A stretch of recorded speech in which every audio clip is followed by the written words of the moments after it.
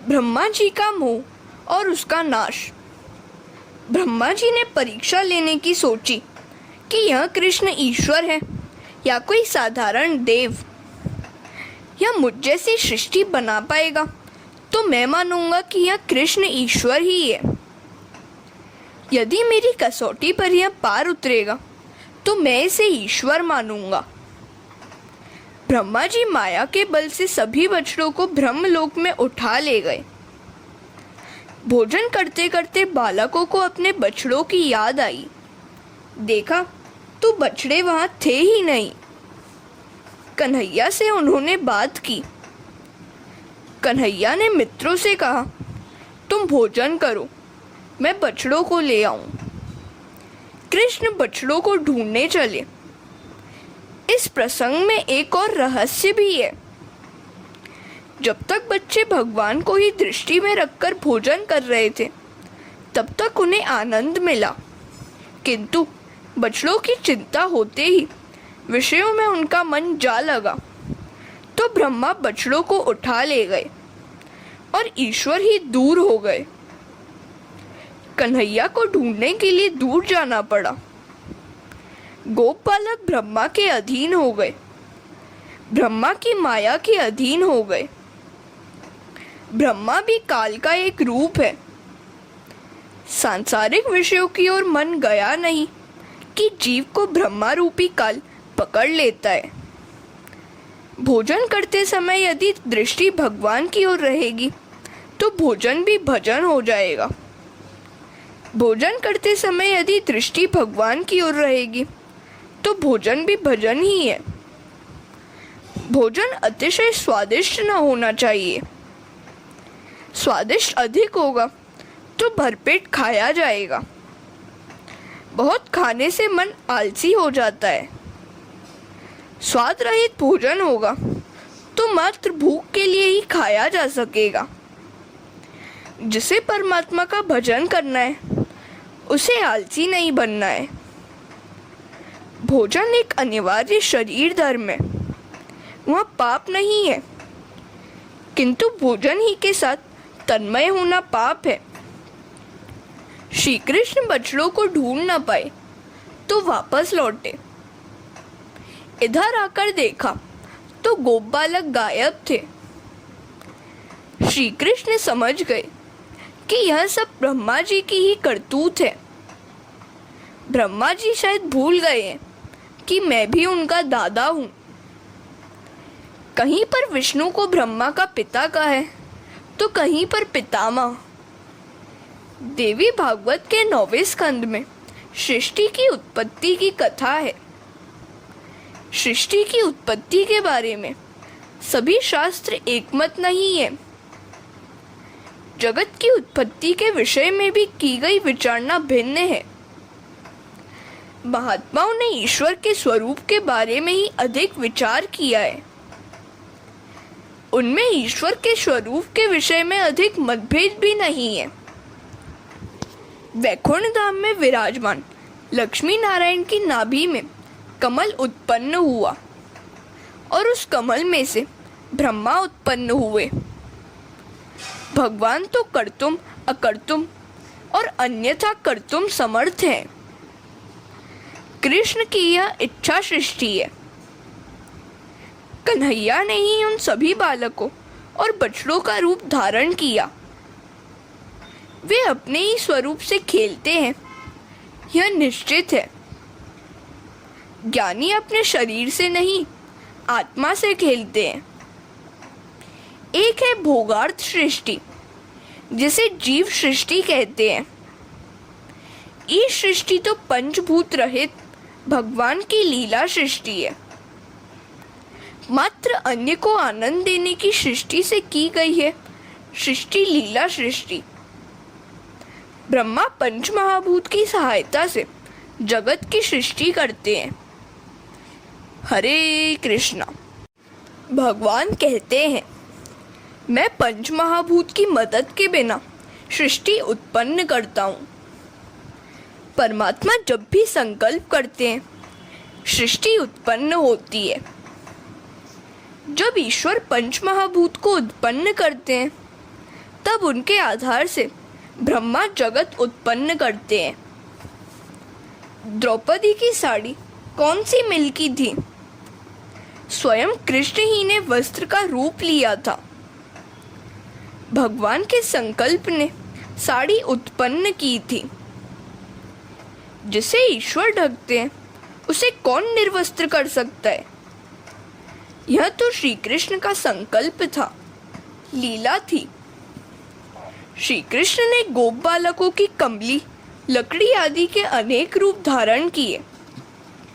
वैष्णव ब्रह्म के परिणाम वादन में विश्वास रखते हैं और वेदांती विवर्तवाद में। जगत गुरु शंकराचार्य का वाद विवर्तवाद है। यह जगत मिथ्या है, असत्य है। इसके अधिष्ठाता सत्य होने के कारण यह जगत सत्य रूप भासमान होता है। वस्तुतः ईश्वर तो एक ही है। एक ही परमात्मा अनेक रूप धारण करते हैं, किंतु उनके वे स्वरूप सत्य नहीं है। अविद्या के कारण असत्य जगत सत्य आभासित मात्र है।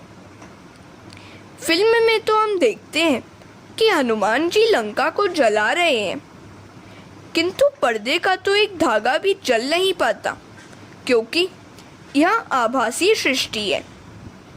चित्र नहीं, पर्दा सत्य है, अधिष्ठान सत्य है। ब्रह्म स्वरूप फलक सा है और जगत चित्र सा। माया के कारण यह सब दिखाई दे रहा है। श्री महाप्रभु जी कहते हैं, ब्रह्म निर्विकार है, फिर भी ब्रह्म का परिणाम होता है। दोनों सिद्धांत सत्य हैं। श्री कृष्ण सत्य है और उनके कारण ही लाठी का भास होता है। ब्रह्म निर्विकार रहते हुए भी विकारी होते हैं। परमात्मा से मिलने की गायों की इच्छा थी, सो कृष्ण ने बछड़े का रूप धारण किया। असली बछड़े तो ब्रह्मलोक में थे। जिन बछड़ों ने स्तनपान छोड़ दिया था, वे भी आज स्तनपान कर रहे हैं। गाय भी बड़े बड़े बछड़ों को स्तनपान कराने लगी। यह दृश्य देखकर बलराम को पहले आश्चर्य हुआ, किंतु उन्होंने अंतर्मुख होकर देखा तो पाया कि ये सब बछड़े तो कृष्ण के ही रूप हैं। जिन वृद्धा गोपियों को श्री कृष्ण से मिलने की इच्छा थी, उनके साथ आज श्री कृष्ण ने गोपाल लीला खेली। गोपियां अपने बालक रूपी कन्हैया को उठाकर गले लगाने लगी। गोपियों को परकिया नहीं माना गया है, परकिया भाव माना गया है। श्री कृष्ण सभी के पति हैं, सो गोपियों के भी पति हैं। इस दृष्टि से रासलीला में कोई भी गोपी परकिया नहीं थी। किसी संत ने कहा है कि व्रज और गोकुल में कोई परकिया नहीं है। कारण यह है कि प्रभु जब वत्स्य लीला कर रहे थे, तब ऋषि शांडिल्य ने आज्ञा की थी कि इस वर्ष भगवान श्री कृष्ण ने गोप बालकों का रूप धारण किया है, अतः यह समय बड़ा उत्तम है। सब अपनी अपनी कन्याओं का विवाह कर दें। तो सभी ने अपनी कन्याओं का विवाह उन गोप बालकों के साथ कर दिया। अतः सभी गोपियों का विवाह श्री कृष्ण के साथ ही हुआ। सो रासलीला में परकिया नारी का प्रश्न ही नहीं उठता है। श्री कृष्ण के लिए कोई भी स्त्री पर स्त्री नहीं थी। वे तो सभी के स्वामी हैं, सर्वेश्वर हैं। हरे कृष्णा। भगवान श्री कृष्ण ने बछड़ों और बालकों का रूप धारण करके गायों और वृद्ध गोपियों को ब्रह्म संबंध से लाभान्वित किया। सभी को ब्रह्म संबंधी ब्रह्मानंद का अनुभव कराया। भगवान श्री कृष्ण ने प्रसिद्ध वेद वाक्य सर्वम विष्णुमयम जगत को इस प्रकार आज चरितार्थ किया। नरसिंह मेहता ने भी गाया है, ब्रह्म लटकाम करे ब्रह्म पासे, सर्वम विष्णुमयम गिरोंग वदज सर्वस्वरूपो बभो। उस समय यह संपूर्ण जगत विश्व रूप है। यह वेद वाक्य मानो मूर्ति मंत हुआ। निज इच्छा निर्मित तनु ईश्वर है और कर्म निर्मित तनु जीव। भगवान ने इस प्रकार पूरे 1 वर्ष तक लीला की। भागवत ने व्रजवासियों की लीला के 4 प्रकार बताए हैं। रास लीला 4 है। वेणु गीत प्रसंग, कुमारिका गोपियों के साथ रास, यज्ञ पत्नी प्रसंग, विवाहिता गोपियों के साथ रास, गोवर्धन लीला, वृद्धा गोपियों के साथ रास और सन्यासी प्रसंग, सन्यासिनी गोपियों के साथ रास। मुख्य रास लीलाएं इस प्रकार है, गोप बालकों के साथ, गायों के साथ और गोप युवतियों के साथ। अब रास का अर्थ भी देख ले। परमात्मा रस स्वरूप है। रसो वै स। इस रसरूप ईश्वर के साथ तादात्म्य होना ही रास है। परमात्मा से जीव का मिलन रास है। रसात्मक ईश्वर के साथ अभिन्न भाव होना, संबंध होना ही रास है। ऐसा कौन सा जीव होगा जो ईश्वर से मिलने की इच्छा न करता हो। इन लीलाओं से प्रभु ने सभी को मुक्त करके रस बांटा, आनंद का आविर्भाव किया। भागवत के टीकाकार विश्वनाथ चक्रवर्ती 13वें-14वें अध्याय में लीला में तन्मय हो गए हैं। उनका कहना है कि यह तो सर्वोदय लीला है। प्रभु ने सबको समान रूप में आनंद दिया है। श्री कृष्ण ने आज जब बालकों और बछड़ों का रूप धारण किया तो वे गोपियां और गाय पहले से भी अधिक प्यार करने लगी। अपनी अपनी संतानों को प्यार से नहलाने लगी। गाय अपने बछड़ों को दूध पिला रही है, चाट रही है, किंतु तृप्ति ही नहीं होती। ब्रह्मानंद में तृप्ति मिलती ही कब है। ब्रह्मा जी पृथ्वी पर यह देखने के लिए दूसरी बार आए कि बालकों और बछड़ों के बिना इधर क्या हो रहा है। उन्होंने देखा तो पाया कि सब कुछ पूर्ववत चल रहा है। वहीं बालक और वहीं बछड़े और श्री कृष्ण उन सबके साथ खेल कूद में मग्न है। ब्रह्मा जी सचमुच सोच में डूब गए। ये वाले बालक बछड़े सच्चे हैं या वे बालक बछड़े सच्चे हैं जिन्हें मैं ब्रह्मलोक में ले गया हूँ। इत एते त्रसत्या के। हरे कृष्णा। अन्य के साथ खेलने वाला दुखी होता है। ज्ञानी पुरुष अपने आत्म स्वरूप में ही रममाण रहते हैं। भगवान अपने ही स्वरूप के साथ खेल रहे हैं। श्री कृष्ण तो योगेश्वर हैं। श्री कृष्ण ने एक और लीला करने की सोची। उन्होंने ब्रह्मा का रूप धारण किया और सेवकों से कहा, एक नकली ब्रह्मा आजकल इधर उधर घूमता रहता है। वह यदि यहाँ आ जाए तो उसकी भली भांति मरम्मत कर देना। सोच में डूबे हुए ब्रह्मा जी जब ब्रह्मलोक में पहुंचे तो सेवकों ने उनकी मरम्मत करनी शुरू कर दी। तू तो नकली है। सच्चे ब्रह्मा जी तो राजप्रसाद में बैठे हुए हैं। ब्रह्मा जी ने आंखें बंद करके ध्यानवस्थित होकर देखा तो अपने सिंहासन पर श्री कृष्ण को बैठा हुआ पाया। सभी बालक और बछड़ों में भी उन्हीं को पाया। परब्रह्म का उन्होंने दर्शन किया। ब्रह्मा जी बाल कृष्ण की परीक्षा लेने चले थे, किंतु स्वयं उन्हीं की परीक्षा हो गई। कृष्ण में नारायण स्वरूप का दर्शन हुआ। मेरे नारायण ही श्री कृष्ण का रूप लेकर आए हैं। ब्रह्मा जी स्तुति करने लगे। ब्रह्मा की वह स्तुति बड़ी अद्भुत है। व्यास जी ने इसमें चारों वेद एकत्र कर दिए हैं। आपका स्वरूप वर्षाकालीन मेघ के समान श्याम है। उस पर पीतांबर बिजली की भांति दमक रहा है। कानों में गुंजा के कुंडल और सिर पर मोर पंख का मुकुट है। आपके मुख की शोभा अनोखी है। वक्ष स्थल पर वनमाला झूल रही है।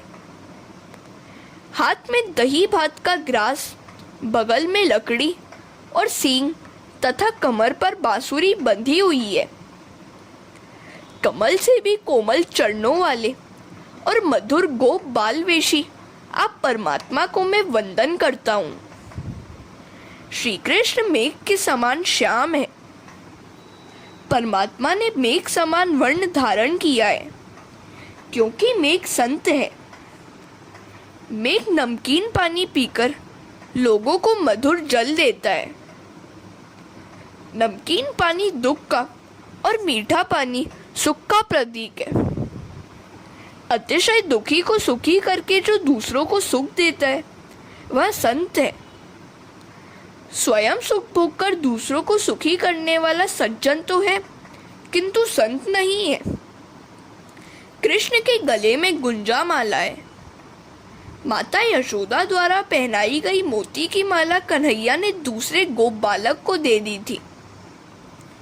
घर आकर माता से उन्होंने कहा, माँ, मैं यह कंठी लाया हूँ। मोती की माला तो मैंने अपने एक मित्र को दे दी। लाला को तो गुंजा की माला ही बड़ी प्यारी लगती है। इसी कारण से तो श्रृंगार की समाप्ति गुंजा माला से ही की जाती है। थोड़ा सा देने पर भी उसे अधिक मान ले, वह ईश्वर है। बहुत सा मिलने पर भी कम माने, असंतुष्ट रहे, वह जीव है। प्रभु को जो कुछ भी दो, प्रेम से दो। कन्हैया के मस्तक पर मोर पंख है। प्रभु को कामसुख त्यागी बड़ा प्रिय है। हरे कृष्णा। कामसुख त्यागी को परमात्मा अपने सिर पे रखते हैं। लौकिक कामसुखों का त्याग करोगे तो प्रभु तुम्हें अपने मस्तक पर बिठलाएंगे। मोर शारीरिक संबंध से प्रचोत्पत्ति नहीं करता है, सो उसे भगवान ने यह सम्मान दिया है। ब्रह्मा जी परमात्मा की स्तुति कर रहे हैं। आपका स्वरूप पंच महाभूतों का नहीं, किंतु स्वयं सर्जित है। परमात्मा का स्वरूप अप्राकृत अलौकिक है। जीव को तो उसके पूर्व जन्म के प्रारब्ध कर्मानुसार शरीर मिलता है, किंतु परमात्मा स्वेच्छा से शरीर धारण करते हैं। मनुष्य को उसके कर्मानुसार शरीर मिलता है। परमात्मा स्वेच्छा से शरीर धारण करते हैं या फिर भक्तों की इच्छा के कारण।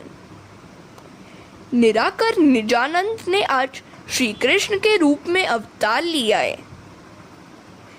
परमात्मा के अंग अंग आनंद स्वरूप है। उनका स्वरूप अलौकिक अप्राकृत है। परीक्षा लेने के लिए गए प्रयत्न के कारण ब्रह्मा जी ने प्रभु से क्षमा प्रार्थना की। गर्भ में पल रही संतान का प्रहार माता को क्रोधित नहीं कर पाता। माता को तो क्रोध की अपेक्षा आनंद ही होता है। इसी भांति मेरे अपराध को आप क्षमा कीजिए।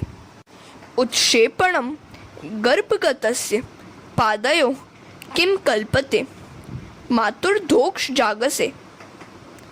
ब्रह्मा जी कहते हैं, मेरा शरीर पंच तत्वों से बना हुआ है, किंतु आपका शरीर तो केवल आनंदमय है।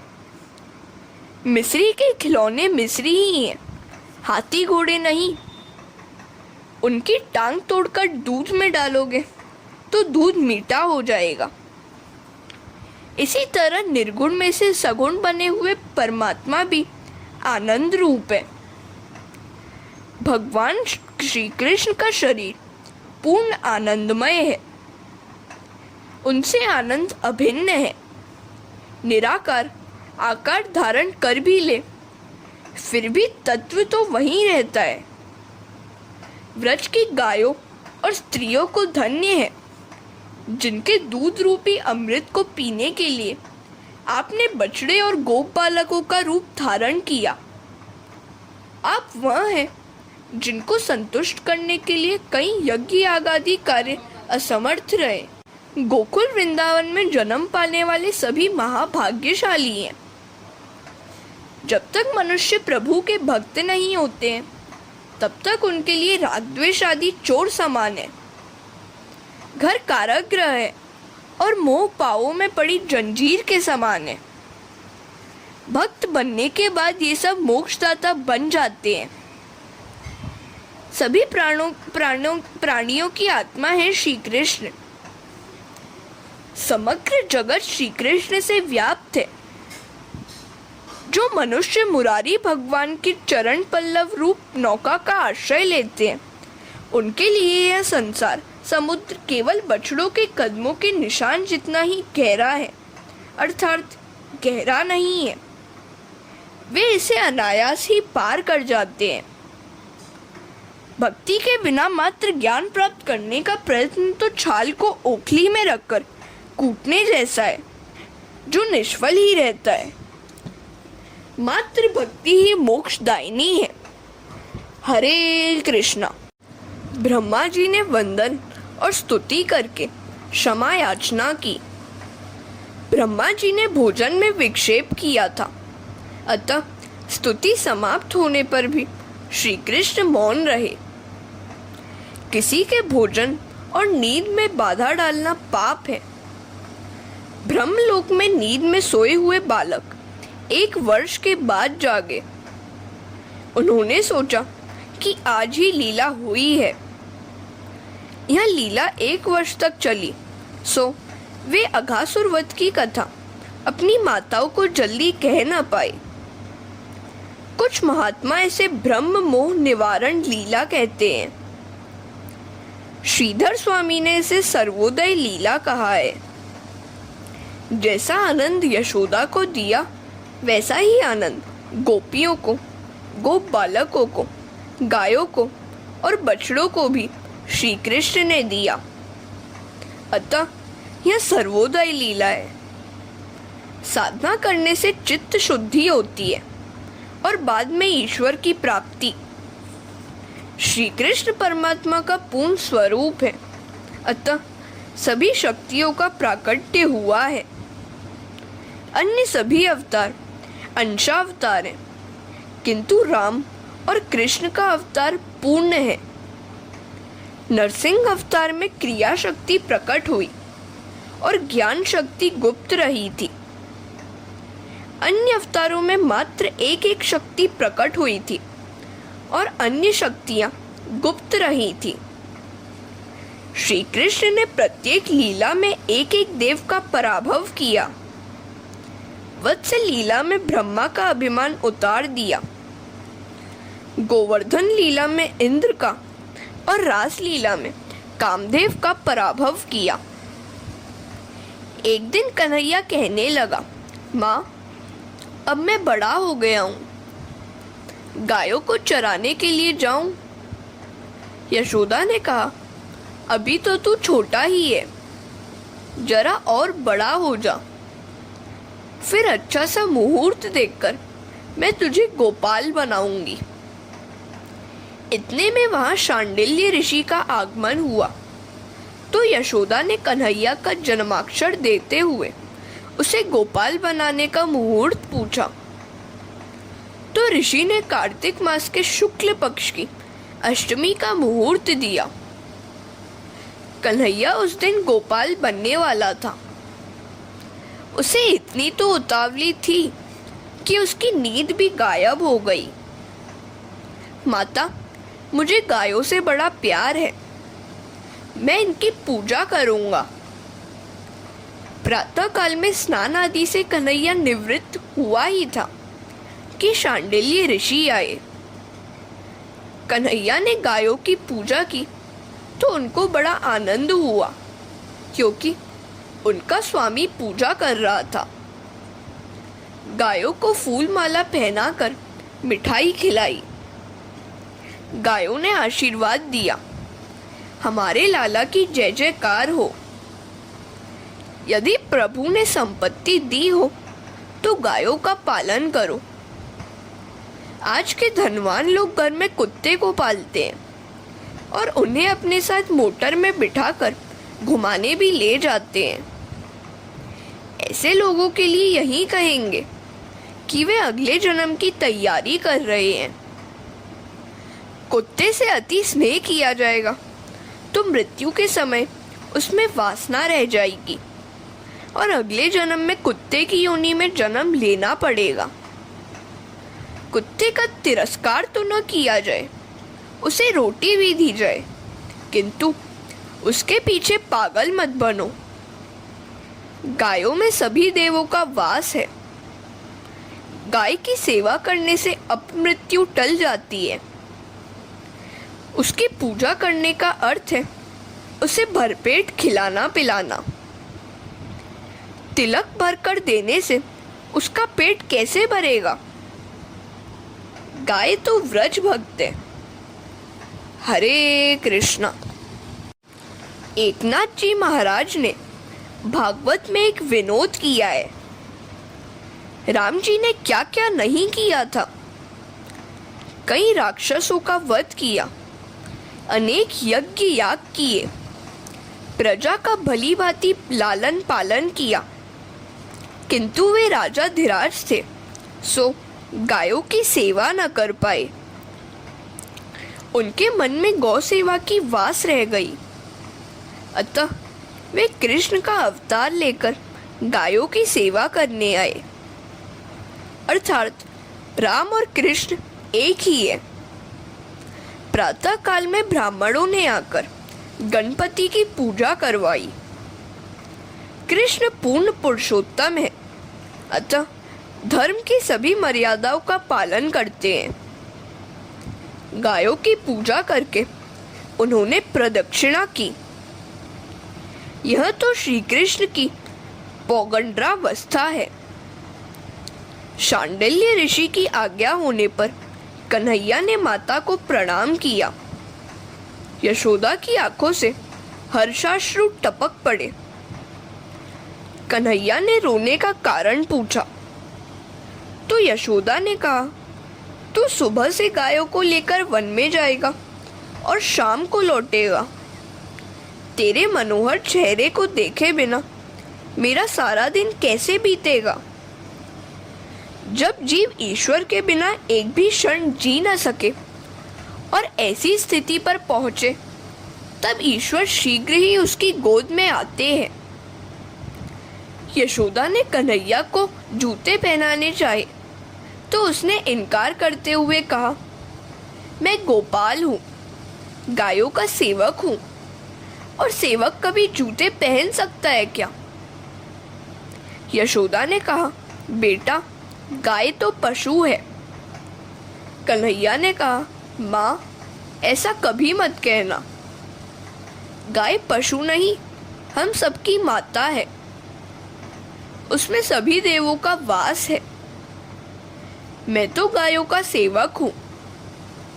जब तक कृष्ण गोकुल में रहे थे, उन्होंने 4 प्रकार के संयमों का पालन किया था।